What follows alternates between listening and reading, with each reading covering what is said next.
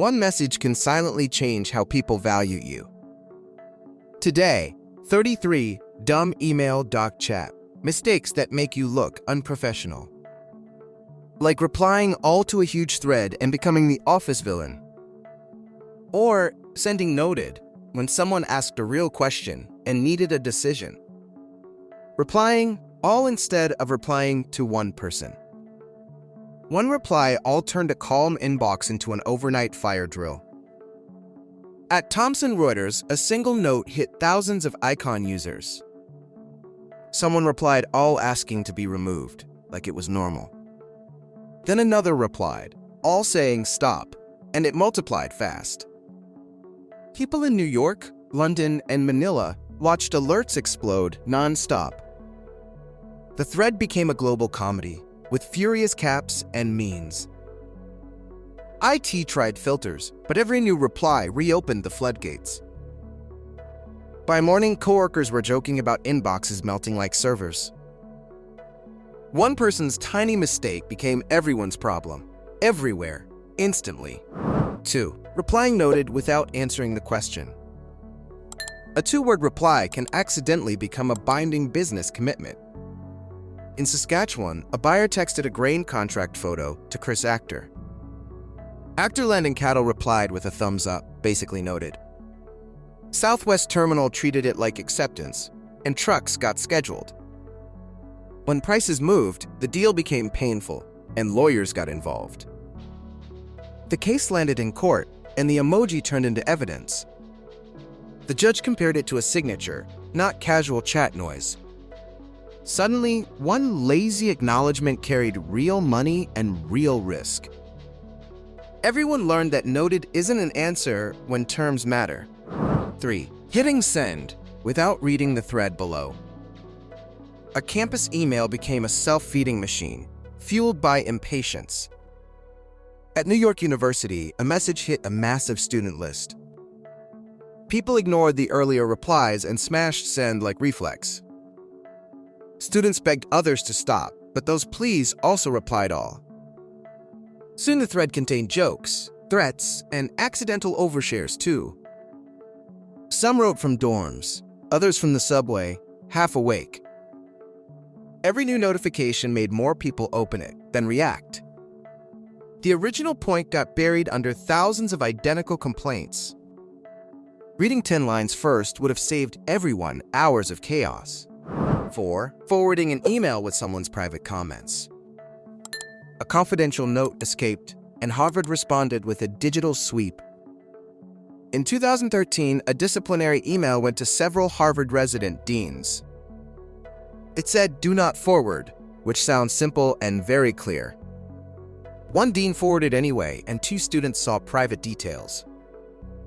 Then the information reached the Harvard Crimson, and it spread. Harvard investigators began checking email headers to trace the leak. Faculty got uneasy because emails suddenly felt like search territory. The story wasn't the scandal anymore, it was the forwarding. One careless click turned a private process into public drama. 5. Starting with per my last email when you're wrong. The moment you get corrected, your tone becomes the headline. In Australian legal discipline cases, rude emails get quoted verbatim. A lawyer fires off per my last email, sounding confident and sharp. Then the record shows they missed a detail, like dates or attachments. Now the same thread reads like arrogance, not professionalism at all. Opposing counsel forwards it, and suddenly partners start asking questions. The sting isn't the mistake, it's the unnecessary swagger. You can almost hear the room go quiet reading that line. Being wrong is fine, but being smug while wrong is costly. 6. Blind copying people to test loyalty. Secret watchers turn normal teamwork into a paranoid reality show. In big tech discussions, employees have copied lawyers to claim privilege. U.S. antitrust arguments later spotlighted how those habits shaped records. Someone asks a simple question, then notices hidden eyes on it. Now every reply feels staged, like everyone's auditioning for safety. People stop brainstorming, because jokes and half ideas feel dangerous. The thread gets colder, shorter, and weirdly formal overnight. Even good news sounds like legal language, not human conversation. BCC as a loyalty test destroys trust faster than any rumor. 7. Looping in a boss to win an argument. One extra name on the thread can flip the whole power dynamic. At Amazon, customers emailed Jeff Bezos, and he sometimes replied.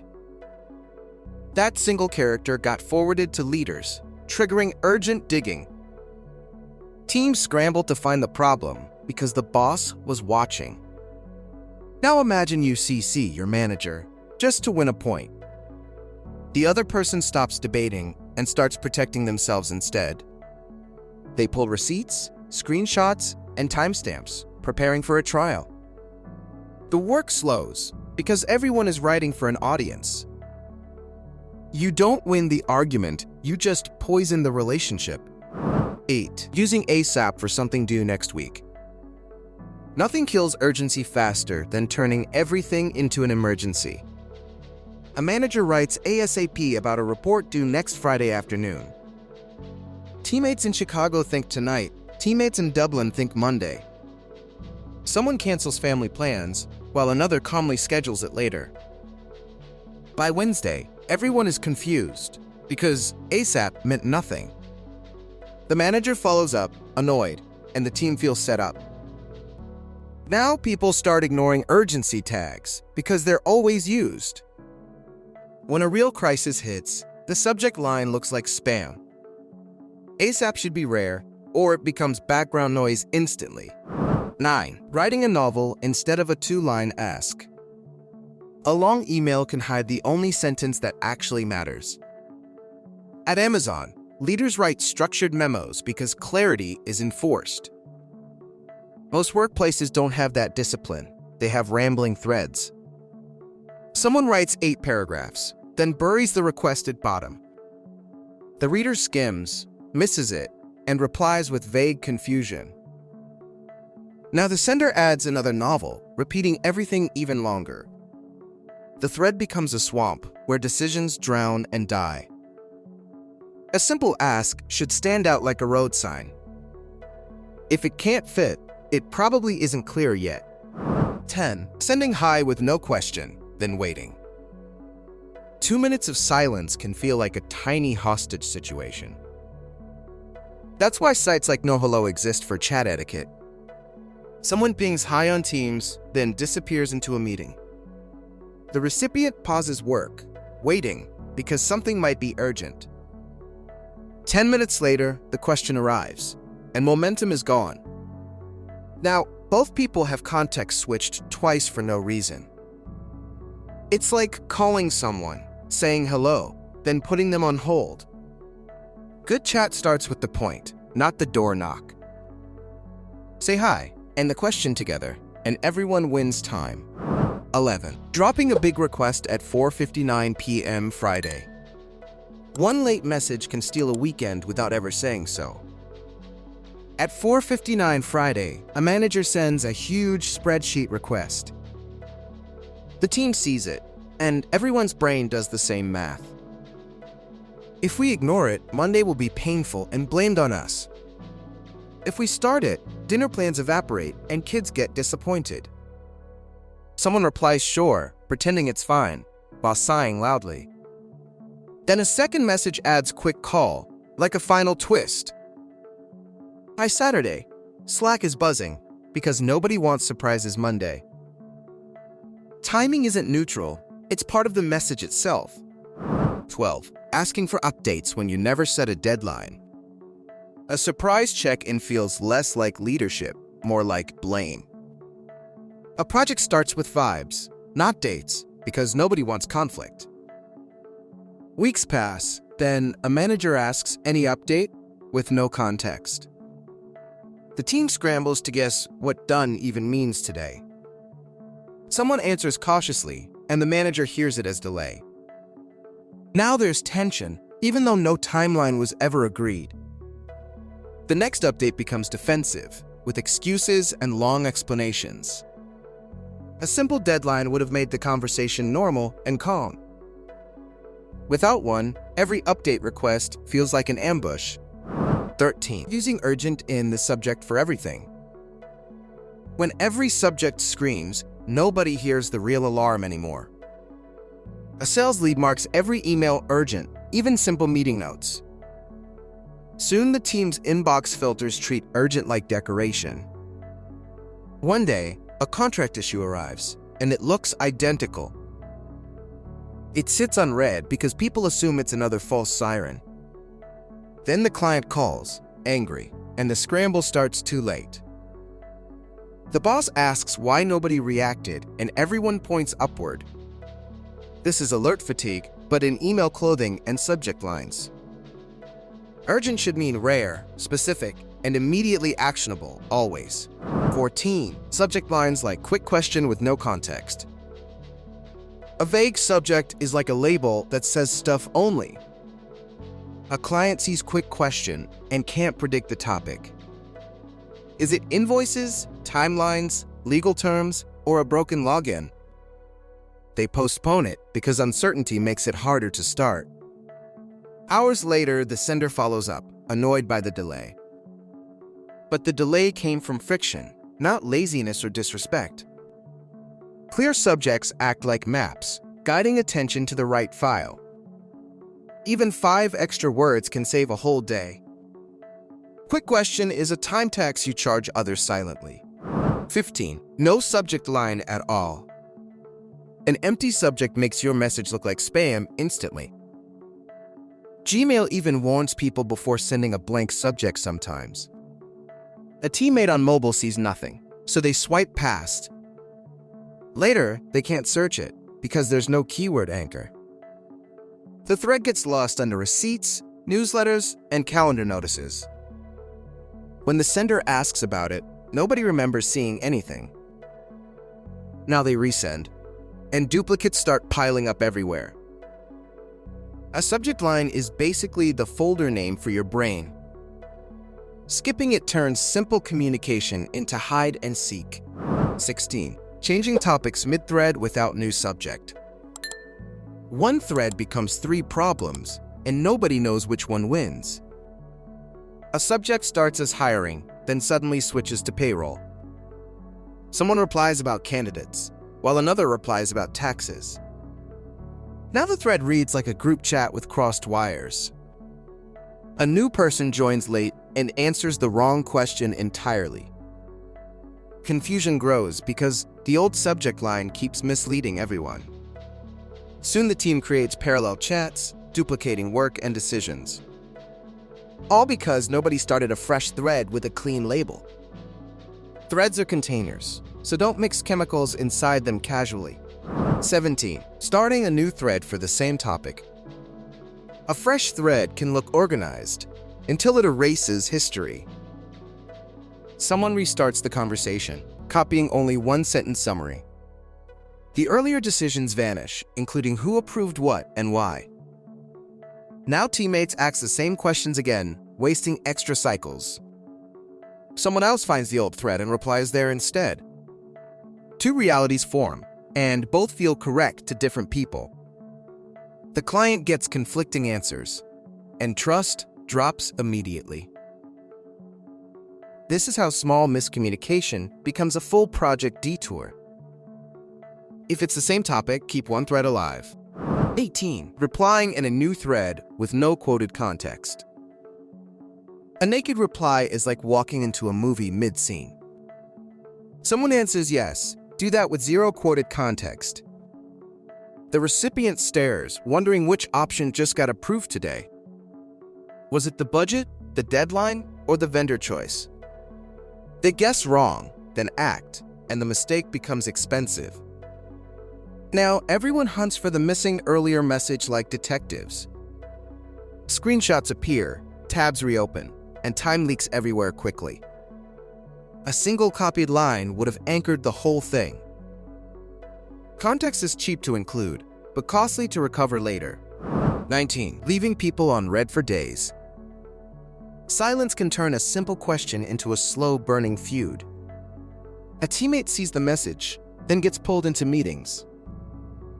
Days pass, and the sender starts imagining the worst intentions.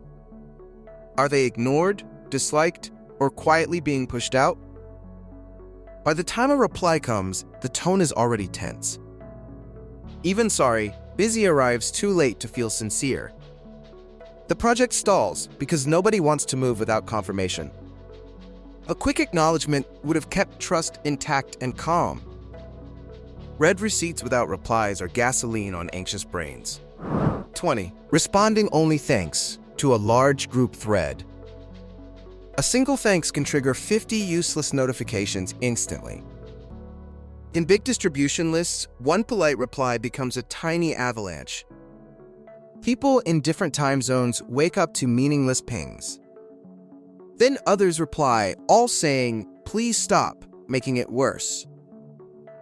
It becomes the same loop as an email storm, but smaller. The original requester loses the real answers inside the noise. IT considers throttling because even gratitude can become spam. Thanking one person privately would have kept the channel clean. Group threads are loud rooms, so whisper when you can. 21. Sending multiple one-line messages instead of one. Message splatter turns chat into a strobe light of distractions. Someone types one line, hits enter, then adds another line. Slack fires notifications like popcorn, and the recipient can't focus. By the fourth ping, they mute the channel out of survival. Now the important detail gets missed, buried between tiny fragments. The sender thinks they're being quick, but they're being noisy. Batching thoughts is like packing a box instead of throwing socks. One clear message feels respectful, even if it's longer. Rapid-fire one-liners make you look frantic, not efficient. 22. Using all caps like you're yelling. Caps lock can turn a normal reminder into an office fight. A manager writes, "Need this today," and the team flinches. Even if the task is reasonable, the tone feels aggressive. People mirror the energy, replying sharply or defensively right away. Soon the thread looks like a family argument, not work. Then someone screenshots it, because it's too wild to ignore. Now HR hears about a hostile email, and meetings appear. All caps is volume, and volume changes how words land. Use bold or clarity, not shouting to get attention. 23. Overusing exclamation points by C. Too many exclamation marks make you sound unstable, not excited. A coworker writes great, then urgent, then sorry, non-stop. Readers stop trusting the emotion because it never turns off. It feels like a car alarm that keeps chirping all night.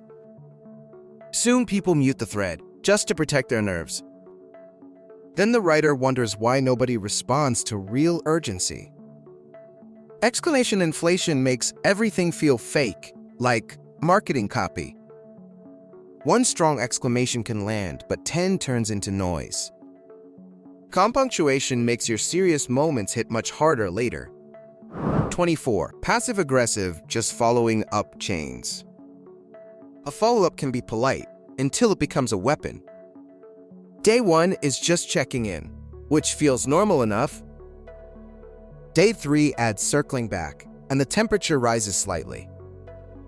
Day 5 becomes bumping this, and everyone senses the glare. By day 7, the chain reads like a public shaming ritual. People avoid replying, because any answer feels like losing now. The thread grows longer, and the original question gets forgotten.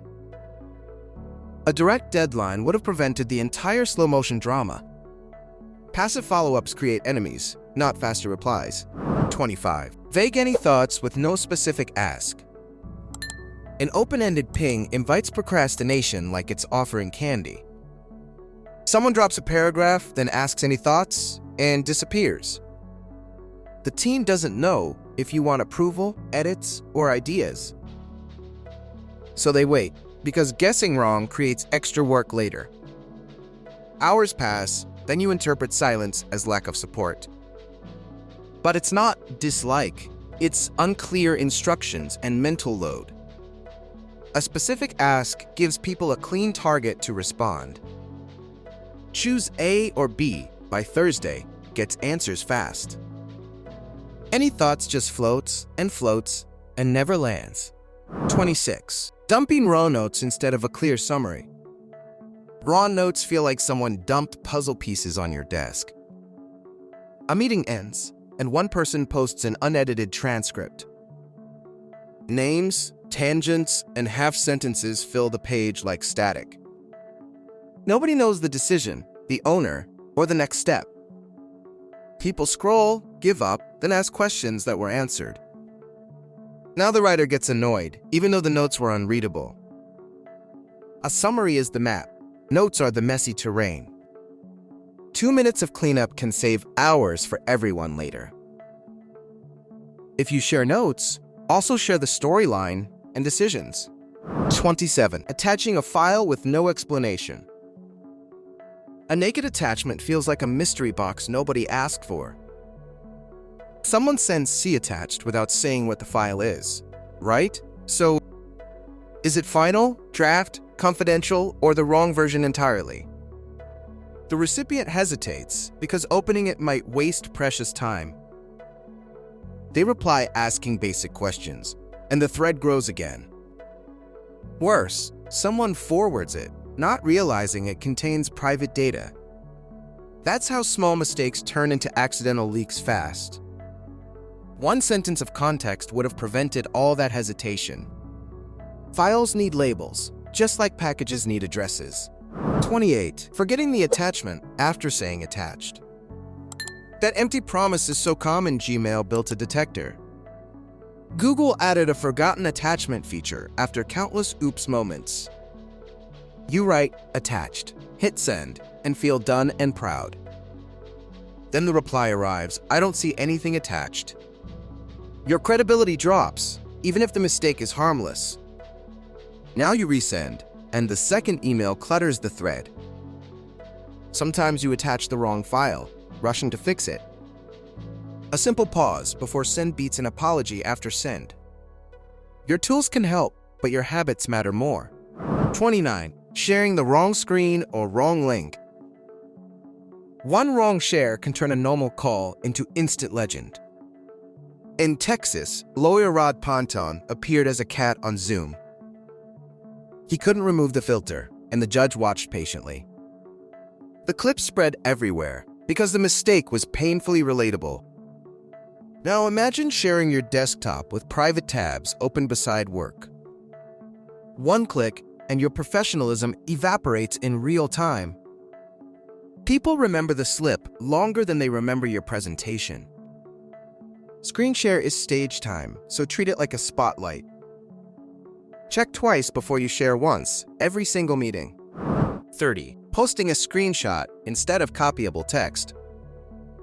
Screenshots feel quick, but they slow everyone else down later. A teammate posts a blurry error screenshot from a tiny phone. Nobody can copy the message, search it, or quote it. So people retype it, making typos, and debugging gets messy. Then someone asks for the actual text, and the cycle repeats. In engineering teams, this is how simple fixes get delayed. Copyable text is like clean ingredients. Screenshots are like wrappers. A screenshot can support, but it shouldn't replace the data. If it matters, paste it, don't just picture it. 31. Using slang or memes in formal emails. A meme can make you sound fun, until it lands wrong. Someone writes this is giving chaos to a serious client. The client in Tokyo reads it literally, not as humor. Now the email feels unserious, like you're not taking work seriously. They forward it internally, asking if you understand the project. Suddenly you're defending tone instead of discussing deliverables and scope. Slang ages fast, but email archives last for years. Formal audiences want clarity, not internet culture references. Save means for friends, not contracts, budgets, or escalations. 32. Over-apologizing for simple questions. Too many apologies makes you look insecure, not considerate. A junior analyst asks a question, then apologizes 3 times. The manager starts wondering why it's bad to ask. Now the question feels like a problem, not normal teamwork. People read emotional subtext, even when none was intended. A simple, quick question sounds confident and respectful. 33. Correcting grammar publicly in a group chat. A public correction can turn one typo into a social bruise. Someone misspells a word in Slack and a colleague pounces. They reply in thread with corrections, like a teacher grading papers. The channel goes quiet because nobody wants to be next. The original sender feels small, even if the correction is right. Now they avoid sharing ideas, which hurts the whole team. If clarity matters, rephrase gently or DM privately instead. Public grammar policing signals ego, not helpful collaboration. Fix meaning, not pride, and you'll look far more professional.